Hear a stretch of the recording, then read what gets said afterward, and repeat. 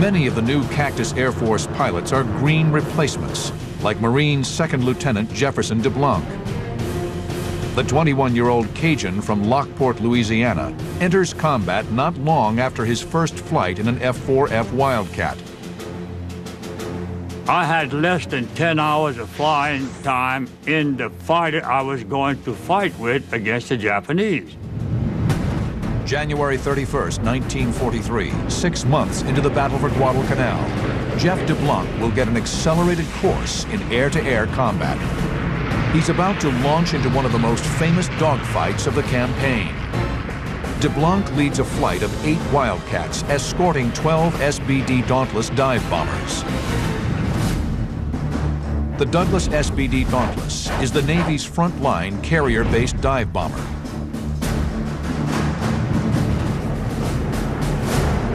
The plan is to attack Japanese supply ships heading for Guadalcanal. The flight hopes to intercept the convoy 250 miles from Henderson Field. You want to interdict that shipping as far away from the island as possible. If the mission failed and the shipping still existed, or you weren't able to get all the shipping, you'd have an opportunity for a re-attack. Basically fly home, refuel, rearm, go back out, and try again. The jungle conditions and makeshift maintenance facilities have taken their toll on the Wildcats.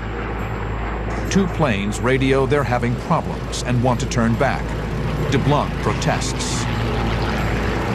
I picked up the mic and said, look, we need all of the guns we can get to get up there and protect these guys, or else there's going to be a lot of casualties. DeBlanc's plane is leaking fuel, but he's determined to hang in and protect the bombers. He knows he's on a one-way trip. So I said, please do this. I said, I'm not going to make it back. Get somebody coming up that area and look for me floating around in a rubber raft, because I'll be there. The sharks will be there with me, too. So give me a break. That's what I said.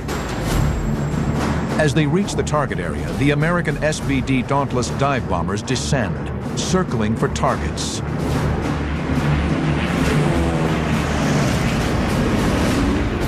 Suddenly, 2 Japanese Pete float planes dive down from high above on the slow, vulnerable SBDs. DeBlanc sees the float planes closing on the Dauntlesses and rolls out to his left. Staff Sergeant Jim Felleton follows. They arc down to cut off the attack. DeBlanc opens the throttle, gaining on the 2 enemy fighters. Then a brilliant stream of tracers rips out from one of the Pete's rear gunners, screaming straight at him.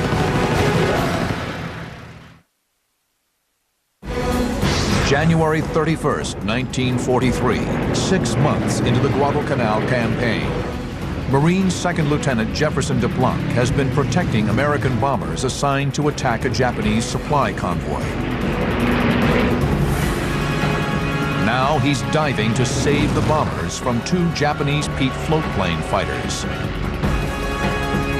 As he approaches, the Pete's lethal rear guns open fire. In a float plane, the rear gun is naturally a crack shot. If you ever get float planes in your sight out there, don't try to go up to them to shoot, because that rear gun is murder, and he'll get you. Although it's a biplane, the Mitsubishi F1M Pete can more than hold its own in a fight. It has an excellent turning radius and is armed with 2 machine guns in the wings and a 7.7mm tail gun. Tracers stream past DeBlanc's canopy. He skids left and right to avoid the fire coming from the nearest Japanese gunner. He's using a lot of rudder and aileron to basically slide his airplane back and forth to try and not allow a steady bead by that tail gunner. DeBlanc carefully lines up on the Pete's tail and fires. The heavy .50 caliber rounds tear through the float plane.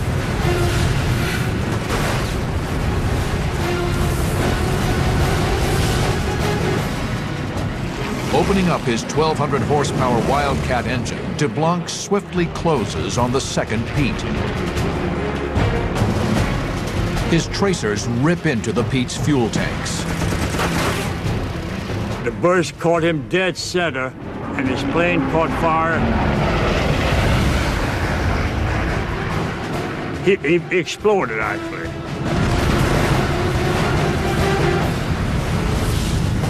DeBlanc pulls skyward to resume his escort mission. He spots a swarm of airplanes approaching fast. They're Japanese Oscar fighters. The Nakajima Ki-43 Oscar is a frontline fighter for the Japanese Army Air Force. The Oscar is just as fast as the Wildcat and far more maneuverable. But the Wildcat can take more punishment and carries 6 machine guns to the Oscar's 2. The Oscars bore in full throttle, bent on attacking the dive bombers. But they have target fixation and don't spot DeBlanc. The target is the prize, so become focused on that prize. You start to lose your peripheral vision and your basically situational awareness around you. DeBlanc is here. The Oscars are here, streaking above DeBlanc. DeBlanc swings under the Oscars. He goes to max RPM, pulls in below the enemy, and fires at the lead. One Oscar falls. He's wounded and on fire, but escapes. The Oscar's wingman spirals up from the pack to figure out what's happening. DeBlanc follows and swings onto his tail.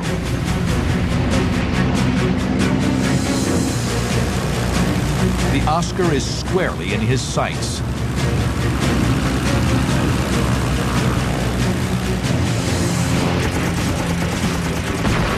It's Jeff DeBlanc's 3rd confirmed kill of the day.